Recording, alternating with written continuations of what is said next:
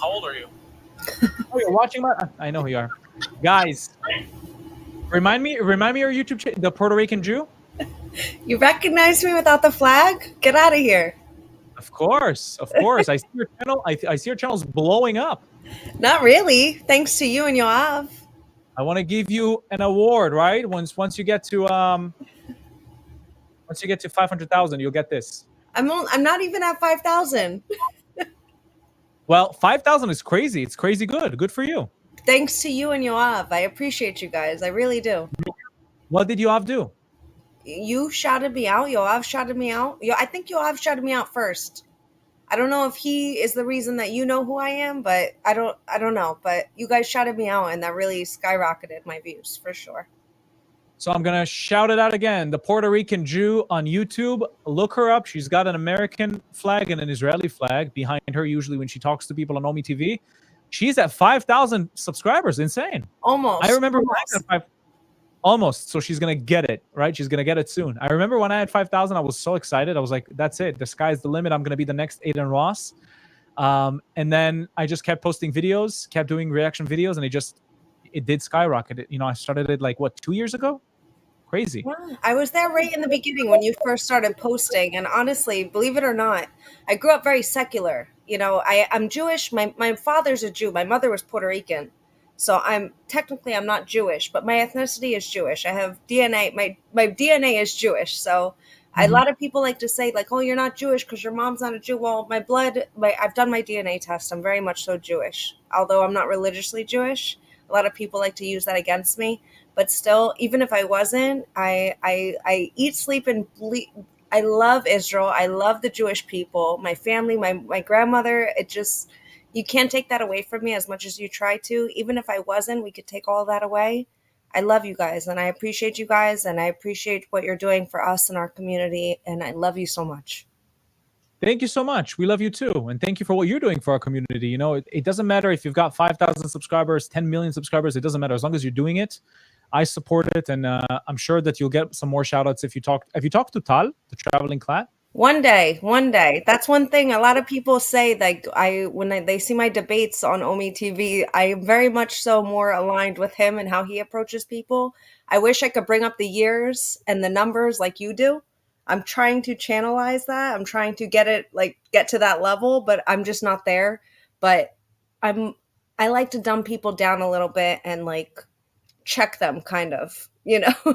Like I gotta bring you down to to that level. Like a lot of these people that like to try to talk about what they think that they know what they're talking about, they don't know shit about it and they think that they know about it, and I'm like, all right, I gotta dumb you down a bit and then let's see if you really know what you're talking. And they don't. A lot of these people don't know what the hell they're talking about. They support a movement they know nothing about, and it's complete BS. It's complete BS. So it drives me nuts. Like I could never support a cause. And even honestly, as I said, I grew up very secular. So in the beginning of this, I actually was like kind of almost ready to denounce the whole pro-Israeli, pro-Zionist movement. Looking at the media, it kind of got a grasp on me and it made me realize like, what the fuck are our people doing? The whole media almost took over me. And I'm like, this is not okay, you know? So I can see where these people see like this is disgusting, this is nasty. But then I dissected it and I actually looked into it and I fact checked it all. The media almost got a grasp on me pretty much. And I didn't allow them to do that. I actually fact checked all of it and I did my research, I did my due diligence, and I realized like the media is completely, pardon my French, fucked. And you have to do your research. You have to look into what you're speaking on. If you're going to speak on it, I respect you a lot more if you choose to not speak on it, because a lot of people choose to speak on this topic and know nothing about it. And it's just a shit show and it's disgusting. And we're a small minority facing a huge militia of people that know nothing of what the fuck they're talking about. And it's just crazy. But I'm surprised I wasn't brought into that, especially as a secular Jew.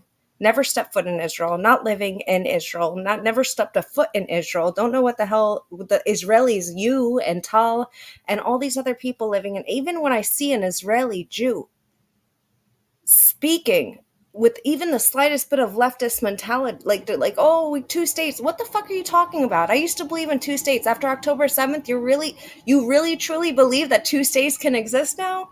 It just Oh no, I did not believe in two states even before October 7th. You know, you just look at the history and you can understand that a two-state solution will never work because they don't see Israel as a viable option for it to exist for the Jews. So why would it work? Why would it what? It's going to be a temporary solution, then you're going to wipe us out from your imaginary country? Well, we don't buy that. I We agree. don't buy that. I agree. Before October 7th, I believed in two states. Honestly, I really believed in one state. Let's just all coexist. I was in La La Land, and then I was like, okay, I learned a little bit. Two states, fine. Yalla, let's do it. And then October 7th, fuck your two states. Fuck you. Go fuck it. Like, I'm sorry. Like, it's just not realistic. It's not realistic. I'd even be okay with adopting the Palestinian identity, if it wasn't solely based on wiping out my people and your people and our family's identity. I would be okay with adopting that identity, but as long as it's solely based on wiping out my family and your families, I cannot and I will never. I'm I sorry. say No. all the time. I say all the time to the people saying, "Why don't you accept the Palestinian identity?" I say the Palestinian identity was created in 1964 to push out the Zionists and the Jews, created by Yasser Arafat in 1964, to make the Palestinians look like the oppressed, colonized, and the Jews as the oppressor and colonizers. That's what they're trying to show. So why would I accept an identity that calls for the eradication of our people? Exactly the same. I agree with you. If they recognize our state as a Jewish state, if they accept to live side by side with us in peace, you can live wherever the frick you want. We don't care. Just promise us that you won't hurt our children and our women and our mothers and fathers, and that's it. It's that simple. Amen. Amen. But then at the same time, when we say and we speak these things like publicly, and we say this without holding back and like trying to mute ourselves, we're genocidal. We're ethnically cleansers. Go fuck yourself. I'm sorry. Pardon my French. These people speak like this nonstop all the time, but they highlight the voices of the Jews and the Israelis, and no, not the Jews, not the Zionists. I'm sorry. Forgive me. It's not the Jews. It's not the Israelis. It's just the Zionists. So, when we speak like this, those voices are elevated, but they don't even listen to and that's one thing that a lot of people say. They're like, where do you get this from? Is this what you were taught your whole? No, I'm listening to what the Palestinians say themselves. The so-called Palestinians, they say this themselves. I'm listening to them. They want to ethnically cleanse and genocide us, but they haven't been brought that opportunity. They're not able to. They're not as powerful as the IDF, these IOF, these genocidal intent. Like, it's ridiculous. It's ridiculous. And we're not held to that same standard. And we're shed in such a light that is disgusting. And we don't have as large of an army of a voice to speak in that, not for nothing. I love Tal. He's one of my favorites. And I'm Ashkenazi. I wish Sephardic like yourself, Mizrahi like himself, Tal, my favorite white colonizer. I love him.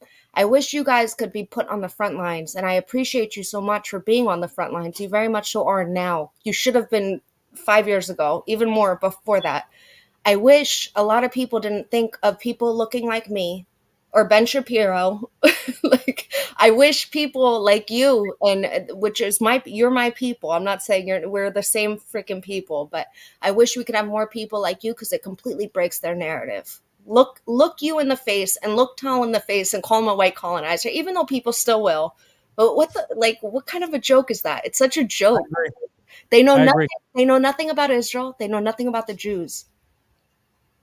Shout your name out again one more time so people can subscribe to you. And I'm gonna go to the next person because I need pro pallies. But the Puerto Rican Jew, subscribe to her, help her get to 5,000 and hopefully 10,000 soon. And thank you for the conversation.